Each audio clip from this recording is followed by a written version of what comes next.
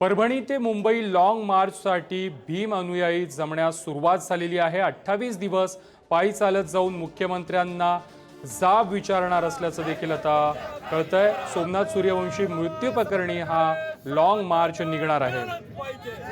परभणीमधून मुंबईपर्यंत हा long march काढला जाणार आहे आणि सोमनाथ सूर्यवंशी प्रकरणामध्ये मुख्यमंत्र्यांना जाब विचारला जाणार आहे।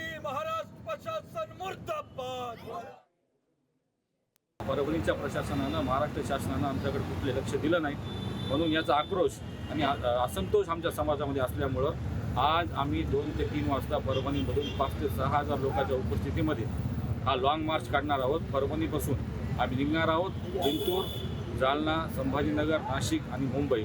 28 दिवसामध्ये आम्ही मुंबईला पोहोचू, मंत्रालयावर पोहोचू आणि आमच्या महिला या लॉंग मार्चमध्ये जास्त प्रमाणात सहभागी होणार आहेत आणि मंत्रालयावर जाऊन आम्ही मुख्यमंत्र्याला आमचा जाब विचारणार, आम्हाला न्याय मिळणार का नाही। जसा बीड प्रकरणात न्याय मिळतो तसा परभणी प्रकरणात न्याय काय मिळत नाही, हा आम्हाला मुख्यमंत्र्याला आम्ही तिथं मुंबईला जाऊन प्रश्न विचारणार।